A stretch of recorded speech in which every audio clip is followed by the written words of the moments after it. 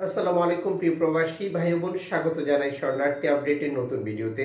যারা এই ভিডিওটি দেখছেন বিভিন্ন দেশ থেকে, আগস্ট মাসের 1 তারিখ, সম্ভব হলে ভিডিওটি শেয়ার করে দেবেন। আপনার কাছে কোনো তথ্য থাকলে কমেন্টস করে জানাবেন এবং চ্যানেলটি সাবস্ক্রাইব করে ফেসবুক পেজটি লাইক ফলো করে আমাদের সাথে যুক্ত থাকুন। প্রথম থেকে শেষ পর্যন্ত অভিবাসীদের গুরুত্বপূর্ণ তথ্য ইনফরমেশনগুলো জানতে পারবেন।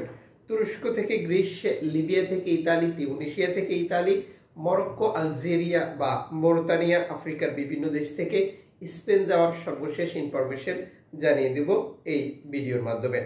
জীবন এবং জীবিকার সন্ধানে আরো উন্নত একটি ভবিষ্যতের আশায় বেটিমাটি বিক্রি করে ধার দেনা করে সুদূর উপরে টাকা নিয়ে বাংলাদেশিরা প্রতিনিয়ত চেষ্টা চালিয়ে যাচ্ছে ইউরোপে প্রবেশ করার জন্য।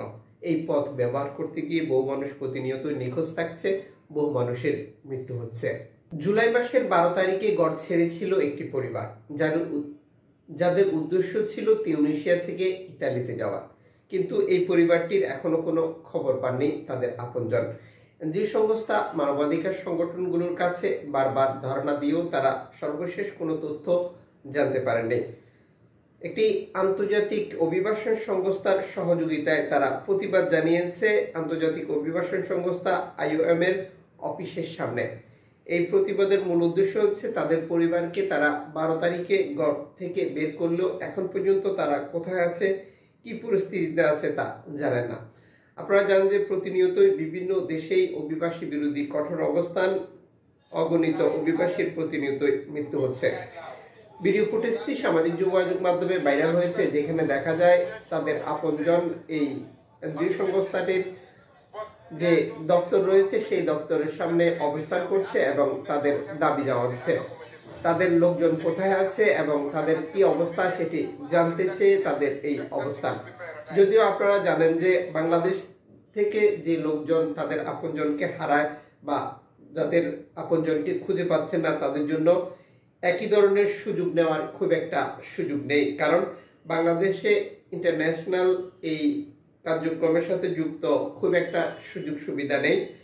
শুধুমাত্র ব্র্যাক মাইগ্রেশন কর্তৃপক্ষ কাজ করে যাচ্ছে, তাও লিবিয়া বা তিউনিসিয়া বা ইউরোপ সংক্রান্ত কাজগুলোর সাথে তাদের খুব একটা সম্পৃক্ততা আমরা দেখতে পাই না। এদিকে 23 জন অভিবাসী তুরস্ক থেকে গ্রিসের একটি উপত্যকায় আসা লোকজনকে উদ্ধার করেছে গ্রিস কর্তৃপক্ষ। সর্বশেষ বার্তায় তারা নিশ্চিত করেছে গ্রুপটিতে বাচ্চা, যেটি ফ্যামিলি সহ সদস্য ছিল বলেও নিশ্চিত করা হয়েছে, তবে এই প্রতিবেদনে জাতীয়তা প্রকাশ করেনি। ক্যানারি দ্বীপপুঞ্জের ল্যানজারেটের প্রতিবেদন অনুযায়ী দুটি নৌকা থেকে 72 জন শরণার্থীকে উদ্ধার করেছে স্প্যানিশ সরকারি মুখপাত্র সেলদান্তো ম্যাক্সিমো এটি নিশ্চিত করেছে। মঙ্গলবার ল্যানজারেট দ্বীপের কাছে এই অভিবাসীরা আসার পর তাদেরকে উদ্ধার করা হয়েছে, যেটি 8টা 30 মিনিটে 44 নটিক্যাল মাইল দূর থেকে একটি নৌকা, 82 নটিক্যাল মাইল দূর থেকে আরো একটি নৌকা 8টা 49 মিনিটে। টোটাল এই অভিবাসীদেরকে উদ্ধার করা হয়েছে এবং উদ্ধার করার পর নিরাপদ স্থানে হস্তান্তর করা হয়েছে বলেও এই প্রতিবেদনে নিশ্চিত করেছে, তবে প্রতিবেদনে কোন জাতীয়তার অভিবাসী ছিল তা নিশ্চিত করেনি। তিউনিসিয়ার বর্তমান পরিস্থিতি নিয়ে আর কোনো তথ্য আপনাদেরকে দেওয়ার দরকার নেই বলে আমরা মনে করি, কারণ তিউনিসিয়াতে একটি অস্থায়ী সরকার জোর করে ক্ষমতা গ্রহণ করে বসে আছে। তার মসনদ পরিচালনা করার জন্য ইউরোপ ইউনিয়ন তথা ইতালি, জার্মানি বা উল্লেখযোগ্য বেশ কিছু দেশ থেকে টাকা নিচ্ছে। তার বিনিময়ে তাদের উপকূল ব্যবহার করে অভিবাসীদেরকে ইতালিতে যাওয়ার পথে বাধা দিচ্ছে, প্রতিনিয়ত আটক করছে, নির্যাতন করছে, যা প্রতিনিয়ত আমরা আপনাদের সাথে শেয়ার করছি। এই পরিস্থিতিতে ইউরোপ ইউনিয়নের অর্থায়নে তিউনিসিয়ার এই কার্যক্রম এরই মধ্যে প্রশ্নবিদ্ধ হয়েছে। বারবার ইন্টারন্যাশনালি নিউজের হেডলাইনে আসে বা জাতিসংঘ বারবার তিউনিসিয়াকে এই ব্যাপারে সতর্ক করে দিচ্ছে। তারপরও এই দেশটি তাদের কার্যক্রম থেকে কিছুতেই পিছনে হটছে না, যেহেতু একটি অস্থায়ী সরকার ক্ষমতা পরিচালনা করছে, আর এটা পিছনে হটারও কোনো কারণও দেখা যাচ্ছে না। আপনি আপনার অবস্থান থেকে তিউনিসিয়াতে আপনার প্রিয়জনকে পাঠানোর ব্যাপারে সর্বোচ্চ সতর্ক থাকবেন, যাতে করে তারা তিউনিসিয়াতে গিয়ে বিপদে না পড়ে, ঠিক যেমনটি বিপদে পড়ছে বর্তমান আফ্রিকার দেশ থেকে আসা অভিবাসীরা।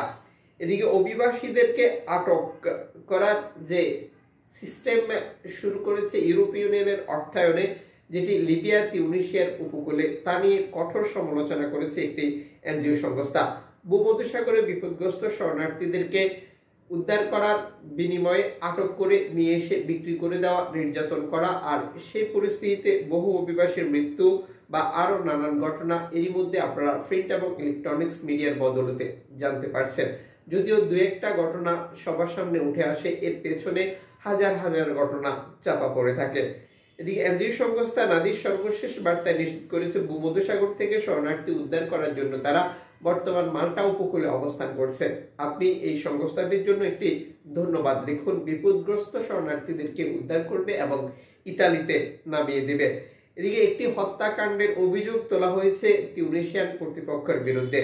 এক ব্যক্তি তার ভাইকে গুলি করে হত্যা করার অভিযোগ এনেছে, যেটি সরাসরি তিউনিসিয়ান পুলিশের বিরুদ্ধে আনা হয়েছে বলে এই প্রতিবেদনে নিশ্চিত করা হয়েছে। দর্শক, সত্যি দুঃখজনক। এদিকে ল্যাম্পেদুসা হটস্পট কর্তৃপক্ষ সর্বশেষ বার্তায় নিশ্চিত করেছে 4টি নৌকা থেকে 266 জন শরণার্থীকে তারা উদ্ধার করেছে। ফোর্ট অথরিটি এবং গার্ডিয়া ডি ফিনেঞ্জার টহল বোটের মাধ্যমে এই অভিবাসীদেরকে ভূমধ্যসাগর থেকে উদ্ধার করা হয়েছে। এই উদ্ধারে পাকিস্তান ও মরক্কোর 54 জন, 14 জন মহিলা এবং বাকি অভিবাসীরা ছিল Bangladesh, Syria, Eritrea, Ghana, Nigeria সহ আরো বিভিন্ন দেশের। আপনারা অবগত রয়েছেন যে লিবিয়া থেকে ছেড়ে আসা নৌকাগুলিতে রেকর্ড সংখ্যক বাংলাদেশি থাকে, যা ধারাবাহিকভাবে থাকছে 2020, 21, 22, 23 প্রায় প্রতিটি বছর। পেছনের বছরগুলিতে বাংলাদেশের অবস্থান পঞ্চম, চতুর্থ, সপ্তম, অষ্টম হলেও 2024 সালে অবৈধভাবে ইতালিতে প্রবেশের ক্ষেত্রে বাংলাদেশ রয়েছে 1 নম্বরে, যার কারণ হচ্ছে লিবিয়া। আফ্রিকার দেশগুলো থেকে তিউনিসিয়া ব্যবহার করে ইতালি যাওয়া কষ্টসাধ্য হওয়ার পর এই অঞ্চলটি ব্যবহার করে যে সংখ্যক অভিবাসী ইতালিতে প্রবেশ করছে তার মধ্যেই প্রথম স্থানে উঠে এসেছে বাংলাদেশিরা।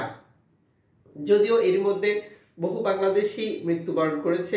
লিবিয়া উপকূল ব্যবহার করে ইতালিতে যাওয়ার পথে বহু অভিবাসী আটক রয়েছে, বহু অভিবাসী নির্যাতনের শিকার হচ্ছে লিবিয়াতে। এরপরও বাংলাদেশিদের এই পথ ব্যবহার করে ইউরোপ বা ইতালিতে যাওয়া কিছুতেই কমছে না। যাদের আপনজন গেমে অংশগ্রহণ করছে, আপনারা অবশ্যই তাদের সাথে কথা বলার সময় কনফার্ম করে নেবেন আপনার আপনজন যে গেমে অংশগ্রহণ করেছিল সেটিকে প্লাস্টিকের নৌকা ছিল, কাঠের নৌকা ছিল, মাছ ধরার ট্রলার ছিল না লোহার নৌকা ছিল। যখন কোনো দুর্ঘটনা ঘটবে তখন আপনারা সঠিক তথ্য ইনফরমেশন জানতে পারবেন এনজিও সংস্থার প্রতিবেদন অনুযায়ী। কারণ আমাদের সাথে প্রতিনিয়তই আপনারা যোগাযোগ করেন আপনাদের প্রিয়জনকে খুঁজে বের করার জন্য। তখন সঠিক তথ্য ইনফরমেশনের অভাবে আপনারা ইনফরমেশন গুলো বুঝে নিতে পারেন না, বা এনজিও সংস্থাগুলো যে তথ্যগুলো প্রচার করে সেগুলোর সাথে আপনাদের ইনফরমেশনও মিলে না। তবে গেম দেওয়ার সময় এই ব্যাপারটা যখন আপনারা ক্লিয়ার করে নেবেন তখন আপনারা অনেকটাই স্বচ্ছ হয়ে যাবেন। কোনো দুর্ঘটনা ঘটলে তাদের ইনফরমেশন আপনারা কতটা সম্ভব খুঁজে পেতে পারবেন। চ্যানেলে নতুন হলে আমাদের সাথে সাবস্ক্রাইব করে বেল আইকন ক্লিক করে অল করে রাখতে পারেন। ফেসবুক পেজটি লাইক, ফলো করে রাখতে পারেন এবং ভিডিওগুলো সর্বোচ্চ সংখ্যক শেয়ার করে দিতে পারেন, যাতে করে অগণিত মানুষ জানতে পারে এবং বুঝতে পারে।